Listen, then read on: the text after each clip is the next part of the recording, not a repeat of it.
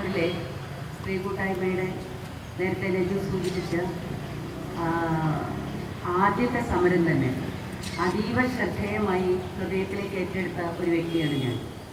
കാരണം അതിനു മുമ്പ് സ്ത്രീ കൂട്ടായ്മയുടെ പ്രവർത്തനങ്ങൾ തുടങ്ങുന്നതിന് മുമ്പ് കൊലപാതക രാഷ്ട്രീയവുമായി ബന്ധപ്പെട്ടുകൊണ്ട് കൊടുങ്ങല്ലൂരിലും പരിസരത്തും ഉണ്ടായിട്ടുള്ള നിരവധി മറ്റ് സമരങ്ങളിൽ മറ്റ് മീറ്റിങ്ങുകളിൽ വന്ന് സംസാരിച്ച് പോവുകയുണ്ടായിട്ടുണ്ട് എന്ന് ഞാൻ ഓർക്കുന്നു.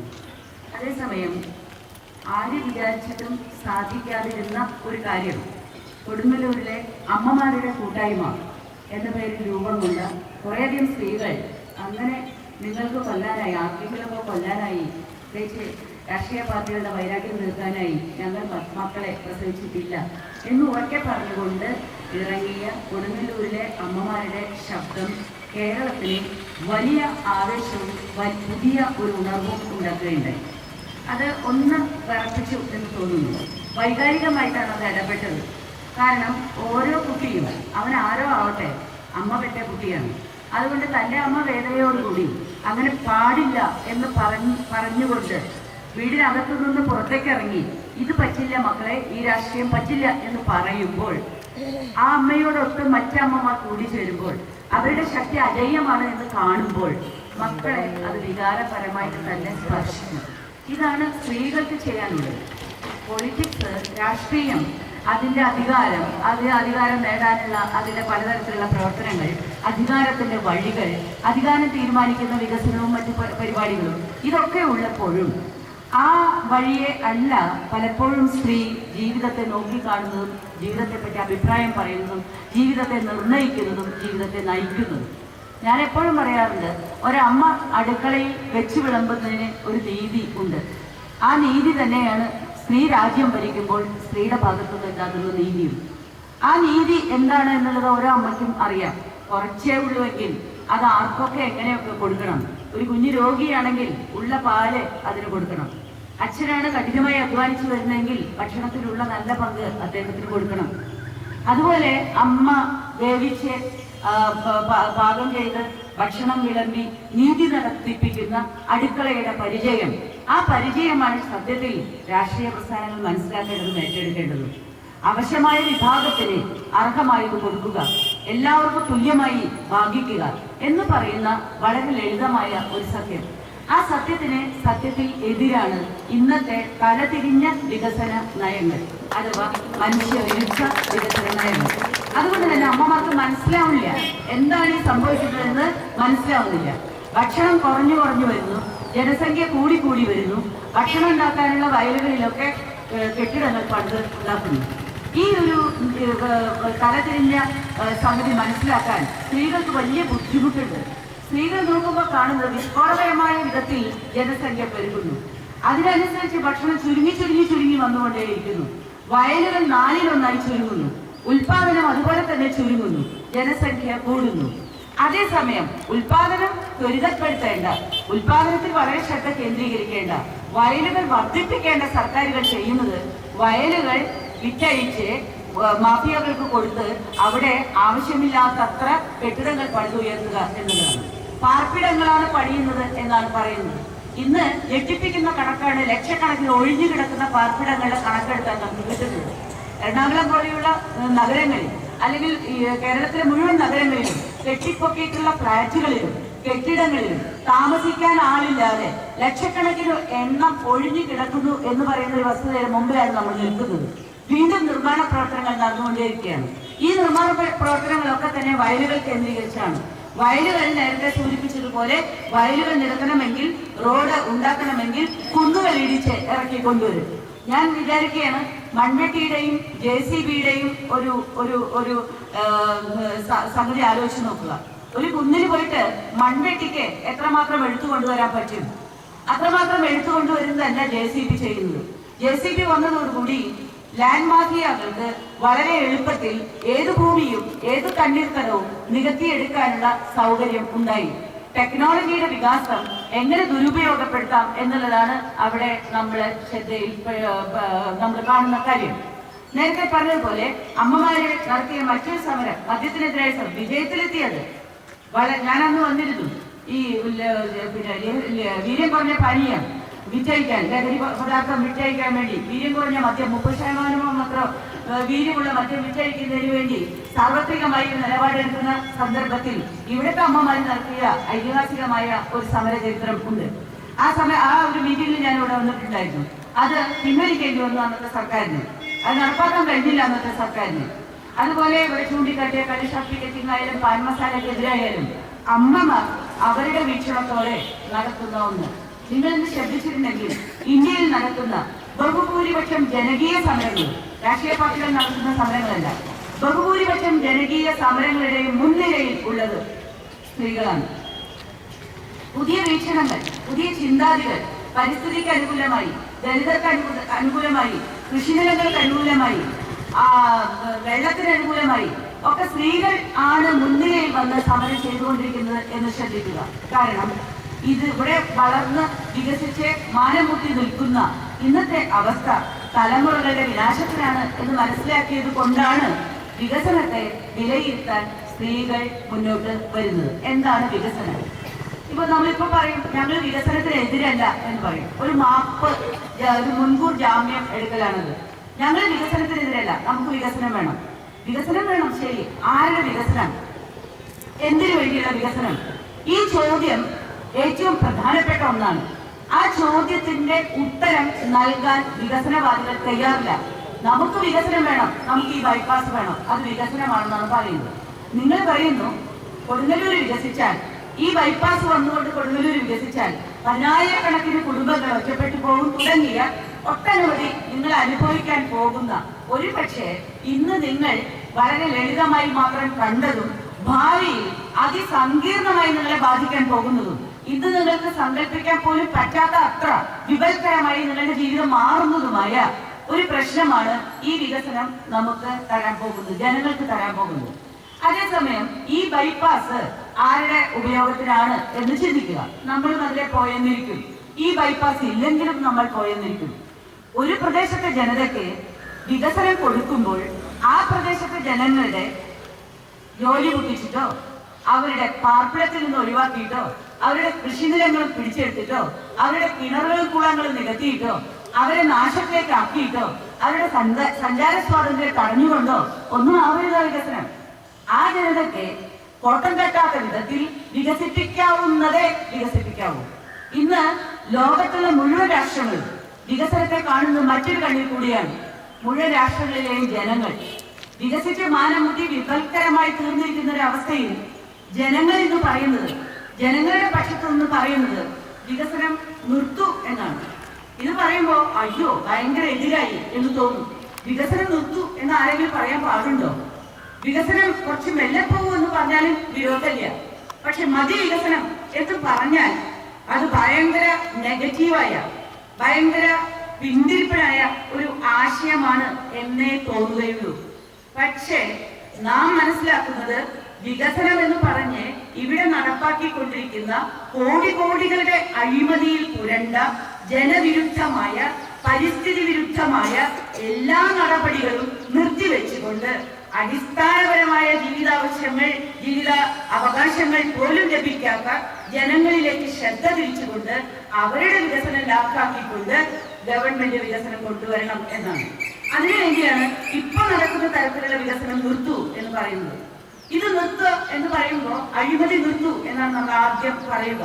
കാരണം എലിവേറ്റഡ് റോഡ് വേണം എന്ന് പറയുക, അത് സമ്മതിക്കുക, അതിനു വേണ്ടിയിട്ടുള്ള പ്ലാനും പദ്ധതികളൊക്കെ കൊണ്ടുവരിക, സ്ഥലമെടുക്കുക തുടങ്ങിയ അതിനോട് ബന്ധപ്പെട്ട പ്രവൃത്തികൾ മുഴുവനും നടത്തുക. അതിനുശേഷം കുറച്ച് കഴിയുമ്പോൾ ബൈപ്പാസ് കൊണ്ടുവരിക. ഈ ബൈപ്പാസ് കൊണ്ടുവന്നിട്ട് മറ്റേതിനെ തമസ്കരിക്കുക.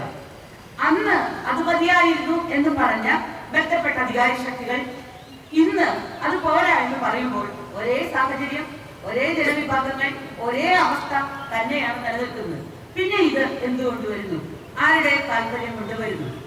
അപ്പൊ ഈ താല്പര്യത്തിന്റെ പിന്നിൽ പതിയിരിക്കുന്ന അഴിമതി താല്പര്യം, കമ്മീഷൻ തട്ടാനുള്ള താല്പര്യം, സ്വകാര്യ കുത്തകകളുമായിട്ട് ബന്ധപ്പെട്ട അധികാരികൾ, ഉദ്യോഗസ്ഥന്മാർ തുടങ്ങി എല്ലാവരും കൈകോർക്കുന്നതിന്റെ പിന്നാമ്പുറം കഥകൾ ഇതൊക്കെയാണ് നമുക്ക് പറയാനുള്ളത്. ഇതൊക്കെ തന്നെയാണ് ഇങ്ങനെ നേരത്തെ സംബന്ധിച്ച എലിവേറ്റഡ് റോഡ് അല്ല വേണ്ടത്, ഈ മാതിരി കഷ്ടപ്പെടുത്തുന്ന ഒരു ബൈപ്പാസാണ് വേണ്ടത് എന്ന ഒരു തീരുമാനത്തിലേക്ക് സർക്കാരുകളെ അധികാരികളെ എത്തിക്കുന്നതിനുള്ള കാരണം. അപ്പോ അത് എതിർക്കുക എന്നുള്ളതാണ്, അത് എതിർത്ത് തോൽപ്പിക്കുക എന്നുള്ളതാണ് ഒരു പ്രദേശത്തെ ജനങ്ങൾ ചെയ്യേണ്ടിയിരിക്കുന്ന കാര്യം. അവിടെയാണ് നിങ്ങൾ ഇവിടെ ഞാൻ മനസ്സിലാക്കിയത് ഓരോ ദിവസം തോറും ശക്തിപ്പെടുന്ന ഈ ഒരു സമരത്തിന്റെ അനുഭവം നമ്മളെ കാണുന്നത്. ജനകീയ സമരത്തിന്റെ നേതൃത്വത്തിലേക്ക് സ്ത്രീകൾ വന്നാൽ ഒരു പ്രത്യേകത ഉള്ളത്, സ്ത്രീകൾക്ക് ഇട്ടെറിഞ്ഞു പോവുക എന്ന് പറയുന്ന ശീലം ഇല്ല. അവര് കടിച്ചു പിടിച്ച് അതിനെ അങ്ങേയറ്റത്തേക്ക് വരെ എത്തിക്കും. പല ഷാപ്പുകൾ പൂട്ടിക്കാൻ പലപ്പോഴും പുരുഷന്മാരുടെ സമരങ്ങൾ നടത്തുകയും പരാജയപ്പെടുകയും ചെയ്യുമ്പോൾ സ്ത്രീകളുടെ സമരങ്ങളിൽ അതിൽ വിജയിച്ച ചരിത്രമേ ഉണ്ടായിട്ടുള്ളൂ. അഴിമാരുടെ സമരം തൊട്ട് ഞാൻ പലപ്പോഴും പല കള്ളുഷാപ്പ് സമരങ്ങളുടെ കാര്യത്തിലും പങ്കെടുക്കുമ്പോഴൊക്കെ എന്റെ മനസ്സിൽ കൃത്യമായിട്ട് തോന്നിയിട്ടുള്ള ഒരു കാര്യമാണ്, അമ്മമാർ സ്ത്രീകൾ അത് ഏറ്റെടുത്താൽ അവസാന വിജയം കാണുന്നതുവരെ അവര് മുന്നോട്ട് വരും. വിളപ്പിൽ ശാലയിലെ സമരത്തിൽ നമ്മൾ കണ്ടത് അതാണ്, നഴ്സുമാരുടെ സമരത്തിൽ നമ്മൾ കാണുന്നത് അതാണ്. ഇവിടെ നടക്കുന്ന ഓരോ സമരത്തിന്റെയും മുൻപന്തിയിൽ സ്ത്രീകൾ വലിയ വൻ ശക്തിയായിട്ട് വന്നിട്ടുള്ള ഒരു സമരത്തെയും തോൽപ്പിക്കാൻ എളുപ്പമല്ല എന്ന് മനസ്സിലാക്കിയിട്ടുണ്ട് അധികാരി വർഗങ്ങൾ. ജനകീയ സമരങ്ങൾ ഇന്ന് റോഡ് വികസനവുമായി ബന്ധപ്പെട്ടുകൊണ്ട്, തണ്ണീർത്തടം നികത്തലുമായി ബന്ധപ്പെട്ടുകൊണ്ട്, ഭക്ഷ്യോൽപാദന മേഖലകൾ കുറഞ്ഞു വരുന്നതുമായി ബന്ധപ്പെട്ടുകൊണ്ട്, മാലിന്യ നിർമ്മാർജ്ജനവുമായി ബന്ധപ്പെട്ടുകൊണ്ട്, കൂടംകുളം പോലെയുള്ള ആണവ വൈദ്യുതിക്ക് വേണ്ടിയുള്ള സമരങ്ങളുമായി ബന്ധപ്പെട്ടുകൊണ്ടൊക്കെ ഉയർന്നു വരുന്ന ജനകീയ സമരങ്ങൾ നമ്മളോട് പറയുന്ന ഒരു കാര്യം ഉണ്ട്. ആ കാര്യം ഇതാണ്, ഇന്ന് കേരളത്തിലെ ജനങ്ങൾ മിക്കവാറും തെരുവിലാണ്. ജനങ്ങൾ തെരുവിലാവുകയും രാഷ്ട്രീയ പാർട്ടികൾ, ബന്ധപ്പെട്ട രാഷ്ട്രീയ പാർട്ടികൾ തരാതരം പോലെ മാറിക്കളിക്കുകയും അതുകൊണ്ട് തന്നെ ജനങ്ങളുടെ ന്യായമായ ആവശ്യങ്ങൾ നേടിയെടുക്കുന്നതിന് വേണ്ടി ജനങ്ങൾ ഒരു പ്രത്യേക രീതിയിൽ സംഘടിക്കുന്ന അനുഭവങ്ങളാണ് നമ്മൾ കാണുന്നത്. അത്തരം സമരങ്ങൾ വികസിച്ച് വലുതായി വരുമ്പോൾ രാഷ്ട്രീയ പാർട്ടികൾ പിന്നാലെ വരുന്ന കാഴ്ചയാണ് നമ്മൾ കണ്ടത്. ഇന്നൊരു രാഷ്ട്രീയ പാർട്ടി ഒന്നുമില്ല. അതിൽ പങ്കെടുത്തില്ല എങ്കിൽ നമ്മുടെ രാഷ്ട്രീയ പാർട്ടിക്കാണ് ദോഷമുണ്ടാവുക എന്ന് വരെ അവർക്ക് തോന്നിപ്പിക്കത്തക്ക വിധത്തിൽ വളരുന്ന സമരങ്ങളാണ് നമ്മൾ കാണുന്ന ജനകീയ സമരങ്ങളേറെയും. ടോൾ പാതയ്ക്കെതിരായിട്ടുള്ള സമരത്തിൽ തുടക്കത്തിൽ ബന്ധപ്പെടാതിരുന്നവർ അവസാനം വന്നു ചേരുന്നുണ്ടെങ്കിൽ അതിന്റെ അർത്ഥം ഇനിയും നമ്മൾ അതിൽ പങ്കെടുത്തിട്ടില്ലെങ്കിൽ നമ്മൾ ജനങ്ങളുടെ മുഖത്ത് നോക്കാൻ കൊള്ളില്ലാത്തവരായി തീരും എന്ന തിരിച്ചറിവോടുകൂടിയാണ് അതിലേക്ക് വന്നു ചേരുന്നത്. എല്ലാ സമരങ്ങളുടെയും കഥ അങ്ങനെയാണ്. ഇന്ന് ഈ ഒരു അവസ്ഥയിലേക്ക് ജനങ്ങളെ എത്തിച്ചിട്ടുള്ളത് വികസനം എന്ന പേര് പറഞ്ഞ് പേടിപ്പിച്ച് വികസനത്തിനെതിരെ നിൽക്കുന്നവരൊക്കെ പിന്തിരിപ്പന്മാരാണ് എന്ന് പറഞ്ഞുകൊണ്ട് ജനങ്ങളുടെ സ്വത്ത്, ജനങ്ങളുടെ കിടപ്പാടങ്ങൾ, ജനങ്ങൾക്ക് അവകാശപ്പെട്ട വഴിനിറക്കാനുള്ള സഞ്ചാര സ്വാതന്ത്ര്യം അടക്കമുള്ള എല്ലാ സംഗതികളും പിടിച്ചെടുക്കാൻ സർക്കാരിന് സാധിക്കുന്നു മൂലധന ശക്തികളുടെ ഒത്താശയോടുകൂടി എന്നുള്ളതാണ്. നിങ്ങൾ മാത്രമല്ല, കേരളത്തിലുടനീളം ഇത്തരത്തിൽ റോഡ് വികസനത്തിന്റെ ഭാഗമായി വീടുകൾ നഷ്ടപ്പെടുന്നവരുണ്ട്, കിടപ്പാടങ്ങൾ ഇല്ലാതെ ആയി പോകുന്നവരുണ്ട്. ഇപ്പൊ വരാൻ പോകുന്നുണ്ട് 2.5 മണിക്കൂർ പോലും വേണ്ട നേരം കൊണ്ട് കാസർഗോഡ് നിന്ന് തിരുവനന്തപുരത്ത് എത്താനുള്ള ഹൈ സ്പീഡ് റെയിൽവേ കോറിഡോർ. ഈ കോറിഡോറിന്റെ നിർമ്മാണത്തിന് വേണ്ടി ലക്ഷക്കണക്കിന് മനുഷ്യരെയാണ് അവരുടെ വീടുകളിൽ നിന്ന് ഒഴിവാക്കേണ്ടി വരുന്നത്. ഉമ്മൻചാണ്ടി സർക്കാർ പറയുന്നത് 1 ഇഞ്ച് തണ്ണീർത്തടമോ 1 ഇഞ്ച് നെൽവയലോ അതിനുവേണ്ടി എടുക്കേണ്ടി വരില്ല എന്നാണ്. മൊത്തം നുണയാണത്. അങ്ങനെ കേരളത്തിൽ ഒരു സ്ഥലം കിട്ടാൻ ഇല്ല. 1 ഇഞ്ച് നെൽവയലോ 1 ഇഞ്ച് തണ്ണീർത്തടമോ നികത്താതെ കണ്ട് കേരളത്തിൽ ഇതുപോലെ ഒരു കോറിഡോർ നിർമ്മിക്കാൻ പറ്റുന്നു. ആർക്കാണ് 2.5 മണിക്കൂർ കൊണ്ട് കാസർഗോഡിൽ നിന്ന് തിരുവനന്തപുരത്തേക്ക് എത്തേണ്ട ആവശ്യം? കേരളത്തിലെ സാധാരണക്കാരായ ജനങ്ങളുടെ ആവശ്യമാണോ അത്? നമുക്ക് അത്ര കുറച്ച് സ്പീഡ് കുറച്ച് പോയാലും ഒരു വിരോധവുമില്ല. ഒരു രാത്രി കൊണ്ട് നേരം വെളുക്കുമ്പോൾ തിരുവനന്തപുരത്ത് എത്തുന്ന ജീവിത രീതി ശീലിച്ചിട്ടുള്ളവരാണ് നമ്മൾ കയറി കിടക്കും, കിടന്നുറങ്ങും, രാവിലെ നമ്മൾ തിരുവനന്തപുരത്ത് എത്തും, നമ്മുടെ കാര്യം നടത്തും, അന്ന് രാത്രി നമ്മൾ കയറി കിടക്കും, കിടന്നുറങ്ങും, തിരിച്ച് നമ്മുടെ വീട്ടിലെത്തും. ഇത് മതി നമുക്ക്. ഇതിനേക്കാൾ അപ്പുറത്ത് 2.5 മണിക്കൂർ കൊണ്ട് അങ്ങോട്ട് പോകണം എന്ന് പറയുന്നത് ഇവിടെ പണം മുടക്കുന്ന കുത്തക മൂലധന ശക്തികളുടെ ആവശ്യത്തിന് വേണ്ടി മാത്രമാണ്, അല്ലാതെ സാധാരണക്കാരായ നമുക്ക് വേണ്ടിയല്ല. അവർക്ക് അങ്ങനെ പോകാൻ വേണ്ടി, അവർക്ക് 2.5 മണിക്കൂർ കൊണ്ട് സഞ്ചരിക്കാൻ വേണ്ടി നാം നമ്മുടെ 2.5 ലക്ഷത്തോളമോ അതിലധികമോ കിടപ്പാടങ്ങൾ വിട്ടൊഴിഞ്ഞു കൊടുത്ത് എവിടേക്കൊന്നില്ലാതെ പോകണം എന്ന് പറയുന്ന ഒരു അവസ്ഥ അംഗീകരിച്ചു കൊടുക്കാൻ പറ്റില്ല. ഇത് വികസനം എന്ന് വിളിക്കാനും പറ്റില്ല. ഈ കോറിഡോർ വന്നാൽ അത് കേരളത്തിന്റെ വികസനമാണ് എന്ന് പറയുമ്പോൾ വികസനം എന്നത് കേരളത്തിലെ ജനങ്ങളുടെ വികസനമല്ല എന്ന് അടിവരയിടാനേ അത് ഉപകരിക്കുകയുള്ളൂ. ഈ രീതിയിലുള്ള വികസനങ്ങളാണ് നടന്നുകൊണ്ടിരിക്കുന്നതൊക്കെ തന്നെ. കുടിയൊഴിപ്പിക്കപ്പെട്ടവർക്ക് ആവശ്യമായ പാക്കേജോ സൗകര്യങ്ങളോ യാതൊന്നും കൊടുക്കുന്നില്ല എന്നുള്ളതിന് മുലമ്പലി തന്നെ ഒന്നാം തരം ഉദാഹരണമാണ്. ഇപ്പോഴും അവർക്ക് ആവശ്യമായ ഒരു സുരക്ഷിതത്വത്തിന്റെ എന്തെങ്കിലും ഒരു സംഗതി, ഇലക്ട്രിസിറ്റിയോ അല്ലെങ്കിൽ അങ്ങനെയുള്ള യാതൊന്നും തന്നെ എത്തിച്ചിട്ടില്ല. എത്ര വർഷമായി മുലമ്പലി സമരം നടന്നിട്ട് കുടിയൊഴിപ്പിക്കപ്പെട്ടിട്ട്.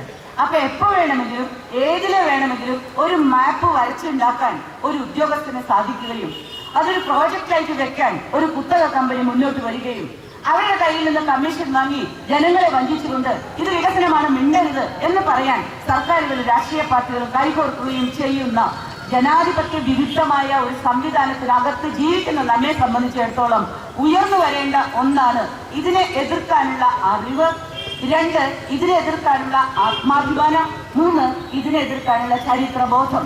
കൊടുങ്ങല്ലൂർ എന്താണ് എന്ന് ഇവിടെ പുസ്തകം വായിക്കേണ്ടത്. എന്താണ് കൊടുങ്ങല്ലൂർ? കൊടുങ്ങല്ലൂരിനെ നെടുകെ പിളർത്താൻ എന്താണ് സംഭവിക്കുക?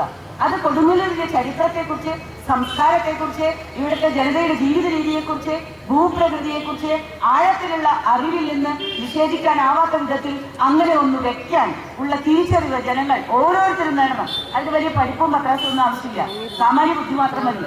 സാമാന്യ ബുദ്ധി കൊണ്ട് നാം ആ അറിവ് നേടുക, നാം അതിനെതിരെ പാഠപ്പൊഴുതി നമ്മുടെ സ്വത്വവും നമ്മുടെ ഭൂമിയും മണ്ണും നിലനിർത്തും എന്ന ഉത്തമ ബോധ്യത്തോടുകൂടി ഐക്യപ്പെട്ട് സമരം നയിക്കാനുള്ള ഒരു വീരവാശി നമുക്ക് ഉണ്ടാവുക.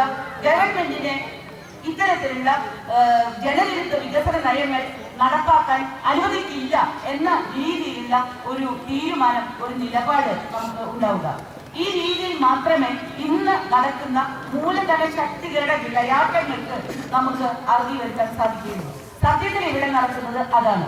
വൻതോതിൽ കോടികൾ കയ്യിലുള്ള ആളുകൾ വരുന്നു, അവർ ഭൂമി വാങ്ങുന്നു, അവരെ അല്ലെങ്കിൽ മറ്റു തരത്തിലുള്ള പ്രോജക്റ്റുകൾ കൊണ്ടുവരുന്നു, അവർ നടപ്പാക്കുന്നു. അങ്ങനെ നടപ്പാക്കുമ്പോൾ നാം വഴിയാധാരമാകുന്നു, നാം മാർജിനലൈസ് ചെയ്യപ്പെടുന്നു. ഇതിന് എതിരായിട്ട് കൊടുങ്ങല്ലൂരിൽ ഉയർന്നു വരുന്ന ഈ വലിയ ഒരു സമരം, ഈ സമരം കേരളത്തിലുടനീളമുള്ള മറ്റ് റോഡുമായി ബന്ധപ്പെട്ടുള്ള സമരങ്ങളോട് ഐക്യപ്പെടേണ്ടതുണ്ട്, ഐക്യപ്പെടുകയും ചെയ്യും. അത്തരത്തിലുള്ള ഒരു വലിയ ചെറുത്തുനിൽപ്പ് ഇവിടെ ഉയർന്നു വരികയും എലിവേറ്റഡ് ഹൈവേ അല്ലാത്ത യാതൊന്നും അനുവദിക്കില്ല എന്ന ഒരു തീരുമാനം എത്തിക്കാൻ സാധിക്കുകയും ചെയ്യും. അങ്ങനെ സാധിക്കുകയും ചെയ്താൽ മാത്രമേ ഇത്തരത്തിലുള്ള മാപ്പ് കടലാസിൽ വരച്ചുണ്ടാക്കി ജനങ്ങളുടെ മണ്ടക്കൂടെ ഓടിക്കുന്ന ഉദ്യോഗസ്ഥന്മാരെയും മൂലധന ശക്തികളെയും അവരുടെ പ്രോജക്റ്റുകളെയും അതിനെ അരുനിൽക്കുന്ന ജനവിരുദ്ധ ഗവൺമെന്റുകളെയും മുട്ടുകുത്തിക്കാൻ നമുക്ക് സാധിക്കുകയുള്ളൂ. അതുകൊണ്ട് തന്നെ മാപ്പ് വരച്ചിട്ടുണ്ടെങ്കിൽ ആ മാപ്പ് തിരിച്ചുക. ഇതൊക്കെ സ്ഥലം എടുത്തു കഴിഞ്ഞു, ആളുകൾ കൊഴിഞ്ഞു പോയി എന്നാണ് ഞാൻ മനസ്സിലാക്കുന്നത്. അതുകൊണ്ട് തന്നെ നടപ്പാക്കി അടങ്ങുന്നതാണ് ആണവ ആയുധം അല്ലെങ്കിൽ ആണവ ഊർജം എന്ന് പറയുന്നത് ലോകത്തെ എല്ലാവരും ഉപേക്ഷിച്ചു കഴിഞ്ഞപ്പോഴാണ് ഇന്ത്യ കൂടംകുളത്ത് ഇത് വേണം എന്ന് പറയുന്നത്. അവിടെ ഉത്പാദിപ്പിക്കപ്പെടുന്ന ഊർജത്തിന്റെ അളവിനെക്കുറിച്ചും അതിന്റെ ആവശ്യകതയെക്കുറിച്ചും അതുണ്ടാക്കാൻ പോകുന്ന അപകടത്തെക്കുറിച്ചും ഇപ്പൊ നിങ്ങൾ എത്ര പേർക്ക് അത് കൃത്യമായിട്ട് അത് അംഗീകരിക്കും എന്നെനിക്കറിയില്ല.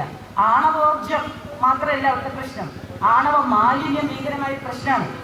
ഈ മാലിന്യം എന്ത് ചെയ്യുമെന്നാണ് 25,000 കൊല്ലം, 30,000 കൊല്ലം, 50,000 കൊല്ലം വരെയാണ് അതിന്റെ വീര്യം.